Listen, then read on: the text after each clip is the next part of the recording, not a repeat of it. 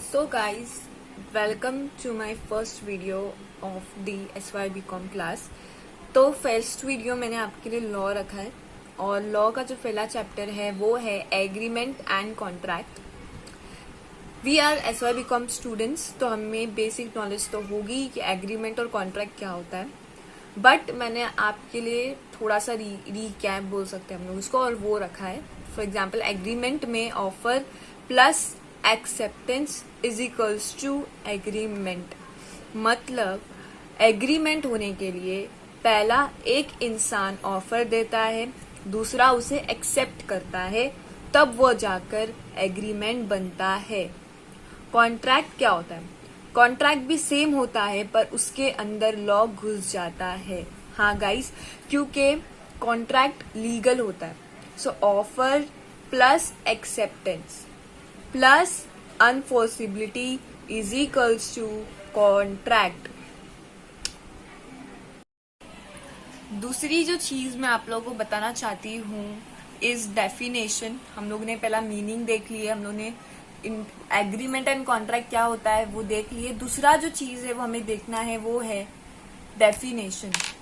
Definition is must also, but definition जब आप लिख रहे हो तो आपको वो पूरा डिट्टो लिखना है, मतलब उसमें एक भी मिस्टेक नहीं होनी चाहिए। और अगर आपने प्रॉपरली एज इट इज लिख दिया तो आपको पूरे 1 मार्क्स मिलेंगे पेपर में। तो आपको अगर डाउट है तो आप मत लिखिए, लेकिन आपको अगर श्योरिटी है कि मेरा जो भी डेफिनेशन है जो मेरे दिमाग में है वो सही है, तो आप लोग उसको लिखो, क्योंकि वो 1 मार्क्स कैरी करता है, वरना मत लिखो। फिर दूसरी चीज है essential of a contract. Okay, तो असेंशियल ऑफ अ कॉन्ट्रैक्ट मतलब कॉन्ट्रैक्ट में क्या क्या चीजें होनी चाहिए, और जब वो कॉन्ट्रैक्ट में ये सब चीजें होंगी तब जाकर वो कॉन्ट्रैक्ट बनेगा। तो असेंशियल ऑफ कॉन्ट्रैक्ट में सबसे पहला ऑफर होना चाहिए, ऐसा इसमें बोला है। और ये बात सही है, अगर कोई इंसान ऑफर ही नहीं देगा तो कॉन्ट्रैक्ट तो बनेगा ही नहीं, इसलिए ऑफर होना बहुत जरूरी है। उसके बाद एक्सेप्टेंस होना जरूरी है। जब कोई इंसान ऑफर देता है तो सामने वाला इंसान जिसको वो ऑफर दे रहा है, जब तक वो एक्सेप्ट नहीं करेगा तो हमारा प्रोसीजर आगे नहीं बढ़ेगा और वो कॉन्ट्रैक्ट नहीं बनेगा। दूसरी जो चीज है वो है लीगल रिलेशनशिप। यहाँ पर जब हम कॉन्ट्रैक्ट बनाते हैं तो हम जिस चीज पर कॉन्ट्रैक्ट बना रहे हैं वो प्रॉपर होना चाहिए। मतलब दोनों पार्टी जो होंगी वो बहुत सीरियस होना चाहिए इसको लेकर, क्योंकि ये लीगल मैटर है, यहाँ पे मजाक नहीं होगा। तो लीगल पार्टनरशिप का मतलब वही होता है। कैपेसिटी मतलब कॉन्ट्रैक्ट में कौन से बंदे आ सकते हैं, मतलब कॉन्ट्रैक्ट में कौन कौन मतलब बोलते हैं ना, they can come into a contract. वो होंगे people who are not sounded mind, मतलब जो पागल नहीं है, जिनके ऊपर केस नहीं है जेल में कोर्ट में, वो लोग आ सकते हैं। Then free consent. तो फ्री कंसर्न्ड ऐसा होता है कि उसके अंदर coercion, undue influence, fraud, misrepresentation and mistakes आ जाते हैं। तो इसको हमें अवॉइड करना है, वही फ्री कंसर्न का मतलब है। तो यहाँ पे लिखा है, आप लोग देख सकते हो। फिर उसके बाद आता है ऑब्जेक्ट लॉफुल। ऑब्जेक्ट लॉफुल मतलब जो भी चीज के लिए हम एग्रीमेंट बना रहे हैं वो लॉ के मुताबिक लॉफुल होना चाहिए। Next is consideration. कंसिडरेशन का मतलब यहाँ पे लिखा हुआ है कि an agreement to become a contract must always be backed by consideration. Means something in return. Generally you give something and get back something in return. ऐसे चीजें होनी चाहिए, तब जाकर वो consideration कहलाया जाएगा। यहाँ पर हम लोग एग्जाम्पल देख सकते हैं कि A agrees to sell his watch to B in ₹5,000 year. For A, the money consideration for the watch is the money he get B, and for B the consideration for the money he gives it is the watch. तो कुछ ना कुछ return में मिल रहा है। जब A agree कर रहा है वॉच देने के लिए तो B उसको पैसे दे रहा है ऑब्वियसली, तो दोनों को कुछ ना कुछ मिल ही रहा है, उसका मतलब होता है कंसिडरेशन। तो कॉन्ट्रैक्ट में कंसिडरेशन होगा। उसके बाद नॉट वॉइड, नॉट वॉइड मतलब वो कैंसिल नहीं होना चाहिए। नॉट वॉइड मतलब वो प्रॉपर लॉफुल लॉ और वॉइड मतलब एक ही होता है, फिर भी हम लोग चेक कर लेते हैं कि यहाँ पे क्या लिखा हुआ है। Void mean neutrality, an agreement may be void when enter और मे बिकम वॉइड बिफोर अनफोर्सिबिलिटी, पर ऐसा नहीं होना चाहिए। यहाँ पे लिखा है agreement must not be void. A agrees to pay ₹1 lakh to B to get a tender passed. This agreement is void as the object is unlawful. पहले ही हम लोगों ने पॉइंट पढ़ लिया है कि जो ऑब्जेक्ट होता है वो लॉफुल होना चाहिए। अगर वो ऑब्जेक्ट अनलॉफुल हुआ तो वो वॉइड हो जाएगा, जो हमें नहीं करना है। उसके बाद कैपेबल ऑफ परफॉर्मेंस, जो भी ऑब्जेक्ट होगा वो कैपेबल होना चाहिए of performance. Legal formalities, legal formalities मतलब दो फॉर्मेट होते हैं, एक तो रिटर्न एक ओरल। अगर ओरल है, कभी कभी हमारे पास खुद की चॉइस होती है कि हम लीगल फॉर्मेलिटीज कैसे ले, ओरली और रिटर्न। बट कभी कभी जो कोर्ट होता है, जो लॉ होता है, वो खुद ही डिसाइड करता है कि आपको ओरली मिलेगा या रिटर्न ही मिलेगा। So this is all the essential of a contract which have 10 points, और जो 10 मार्क्स के लिए आएगा और आपको पूरे 10 पॉइंट्स लिखने हैं। So let's move further. आगे है क्लासिफिकेशन ऑफ अ कॉन्ट्रैक्ट। इसमें 3 चीजों में क्लासिफाई किया गया है कॉन्ट्रैक्ट को। आप देख सकते हो एग्जीक्यूशन, देन अनफॉर्सिबिलिटी एंड क्रिएशन। तो हम लोग इसको डिटेल्स में पढ़ेंगे। सो यहाँ पर सब क्लासिफिकेशन दी गई है, तीनों क्लासिफिकेशन। अब हम लोग देखते हैं सबसे पहली क्लासिफिकेशन, वो है एग्जीक्यूशन।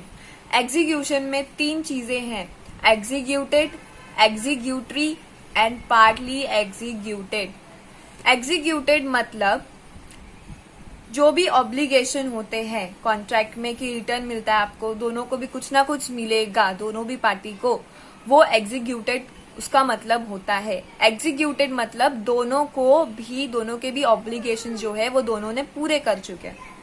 मतलब अगर ए है, ए और बी है, ए चाहता है अपना फोन सेल करना 15,000 में, तो वो दे देता है, मतलब ए सेल करता है बी को और बी उसको मनी रिटर्न कर देता है, मतलब पैसे दे देता है उसी वक्त, उसको बोलते हैं एग्जीक्यूटेड। एग्जीक्यूटरी मतलब जो भी ऑब्लिगेशन है वो फ्यूचर में होगा, अब नहीं हुआ। एग्जीक्यूटेड में हो गया, लेकिन एग्जीक्यूटरी में मतलब फ्यूचर में होगा। So in a contract where the parties are still to perform their obligation is called as executory contract. इसमें भी मैं आपको एक एग्जांपल दूंगी कि ए और बी है। ए चाहता है अपना फोन सेल करना बी को, लेकिन उसने उसको डेट दिया है 1 अप्रैल 2018, लेकिन बी जो है वो बोल रहा है कि मैं पे करूंगा 2 अप्रैल 2018। तो यहाँ पर क्या हो रहा है कि जो भी रिटर्न, जो भी ऑब्लिगेशन है, जो भी एक्सचेंज हो रहा है वो सेम डे नहीं हो रहा है, यहाँ पे डिले हो रहा है या डेट फर्दर हो रही है या ऑब्लिगेशन नहीं हो पा रहा है एट द सेम टाइम, इसलिए एग्जीक्यूटरी इसको बोलेंगे। दूसरा जो है वो है पार्टली एग्जीक्यूटेड। पार्टली एग्जीक्यूटेड का मतलब यहाँ पर एक बंदा, मतलब ए जो है वो कर रहा है अपनी ऑब्लिगेशन, वो अपनी जो चीज है वो सेल कर रहा है, लेकिन बी बोला कि मैं तेको अभी नहीं दूंगा, मैं तेको 1 मंथ के बाद पैसे दूंगा। तो यहाँ पर पार्टली एग्जीक्यूटेड हो गया इसका मतलब। तो आप लोगों को समझ में आया कि एग्जीक्यूशन का मतलब क्या होता है। इसमें एग्जीक्यूटेड है, एग्जीक्यूटरी है और पार्टली एग्जीक्यूटेड है। So let's start with the second classification, जो है अनफॉर्सिबिलिटी। अनफॉर्सिबिलिटी में 6 पार्ट्स हैं, उसके 6 पॉइंट्स हैं। तो लेट्स सी कि क्या क्या है। तो सबसे पहला है वैलिड कॉन्ट्रैक्ट। वैलिड कॉन्ट्रैक्ट मतलब जो सारी चीजें जो कोर्ट के मुताबिक सही है वो सब आती है वैलिड कॉन्ट्रैक्ट में, तो वो वैलिड कॉन्ट्रैक्ट बोला जाता है। वॉइड कॉन्ट्रैक्ट मतलब जब हम एग्रीमेंट बनाते हैं तब वो सही होता है, मतलब जो भी उसकी चीजें होती है वो सही होती है, लेकिन जब बाद में जब कोर्ट में पेश करते हैं तब वो वॉइड हो जाता है, मतलब उसकी परफॉर्मेंस नहीं हो पाती जिस तरीके से होनी चाहिए तब वो वॉइड कॉन्ट्रैक्ट हो जाएगा।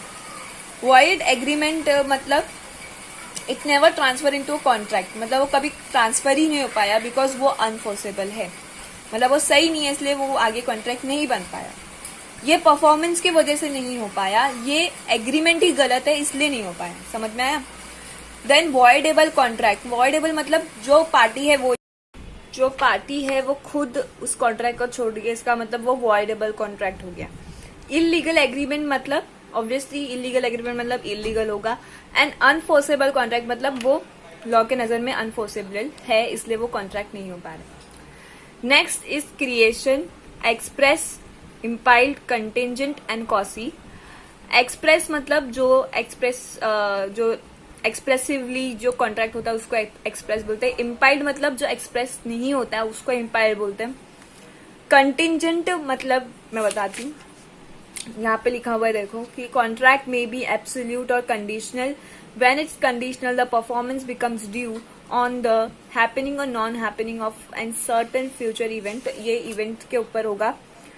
And quasi contracts are in full contract it has not been defined in the contract act. तो ये हो गए हमारे 4 क्रिएशन, 6 अनफोर्सेबल एंड एग्जीक्यूशन में 3। तो ये हमारे क्लासिफिकेशन ऑफ कॉन्ट्रैक्ट है। इसके बाद आपको डिस्टिंग्विश पढ़ना है, ओके। देन आपको multiple choice questions and true और फॉल्स पढ़ने होंगे। So this is all about the first chapter, which is agreement and contract. Thank you for watching. Please subscribe, like and share my video.